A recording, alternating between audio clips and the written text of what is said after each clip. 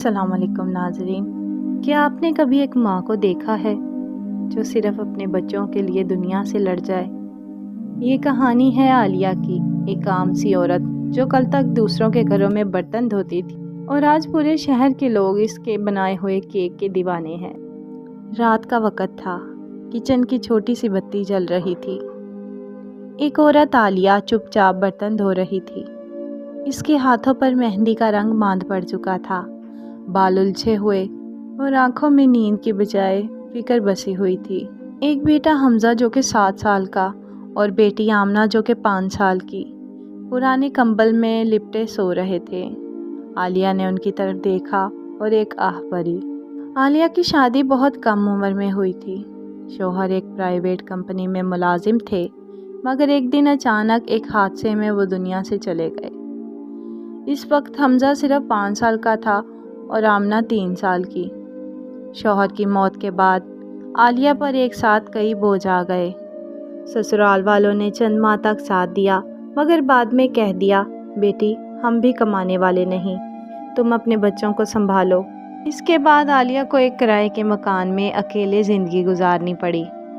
ہر مہینے کرایہ دینا، بچوں کا کھانا، اسکول کی فیس، سب کچھ ایک پہاڑ کی طرح اس پر ٹوٹ پڑا۔ ابتدا میں وہ گھروں میں صفائی کا کام کرنے لگی، مگر وہ کام تھکا دینے والا تھا اور آمدنی بہت کم۔ اکثر وہ خود بھوکی رہتی تاکہ بچوں کے لیے دودھ اور روٹی خرید سکے۔ ایک دن حمزہ اسکول سے آیا اور بولا، امی ٹیچر نے کہا ہے کل اپنے پسند کا لنچ لانا ہے، کیا میں کیک لے آؤں؟ یہ سن کر عالیہ کا دل ڈوب گیا، کیونکہ گھر میں تو آٹا اور چینی ہی بمشکل تھی۔ اس رات عالیہ نے پرانے ڈبے کھول کر دیکھا تو اس میں ½ کلو میدا، تھوڑی چینی اور ایک پرانا بیکنگ پاؤڈر کا پیکٹ نکلا۔ اس نے سوچا، کیوں نہ میں خود کیک بنا کر حمزہ کو دوں، اور اگر اچھا بن گیا تو اسے بیچ بھی سکتی ہوں۔ کیک تو اس نے اپنی شادی کے بعد بس 2-3 بار بنایا تھا، مگر ماں کے گھر میں اسے بیکنگ کا تھوڑا شوق تھا۔ اس رات اس نے پوری محنت سے ایک چھوٹا سا کیک بنایا۔ خوشبو کچن میں پھیل گئی۔ صبح جب حمزہ نے اسکول میں وہ کیک دوستوں کو کھلایا تو سب نے تعریف کی۔ اسی دن ایک ہمسائی عورت آئی اور بولی، بہن یہ کیک تم نے بنایا؟ میرے بیٹے کی سالگرہ ہے، کیا تم میرے لیے بھی بنا سکتی ہو؟ پیسے دے دوں گی۔ عالیہ نے اگلے ہفتے کے لیے کیک بنانے کی تیاری شروع کی۔ پہلی بار اسے 500 روپے کا منافع ہوا۔ وہ 500 روپے اس کے لیے ایسے تھے جیسے کسی نے خزانہ دے دیا ہو۔ اس نے فیصلہ کیا کہ بازار میں چھوٹا سا اسٹال لگائے گی، مگر ایک مسئلہ تھا، کرایہ اور اسٹال کی فیس۔ اس نے اپنے چند زیورات بیچ کر 10,000 روپے اکٹھے کیے اور محلے کے بازار میں ہفتے کے دن ایک چھوٹا سا میٹھے خواب کے نام سے اسٹال لگا لیا۔ شروع کے دن آسان نہ تھے، کبھی گاہک آتے کبھی نہیں۔ بارش کے دن اسٹال خالی رہتا اور کیک ضائع ہو جاتے۔ لوگ اکثر بحث کرتے، یہ اتنا مہنگا کیوں؟ بیکریز میں تو سستا ملتا ہے، مگر عالیہ ہمت نہیں ہاری۔ اس نے اپنے ذائقے اور محبت سے بنے کیک کی پہچان بنائی۔ چند مہینوں میں میٹھے خواب پورے علاقے میں مشہور ہو گیا۔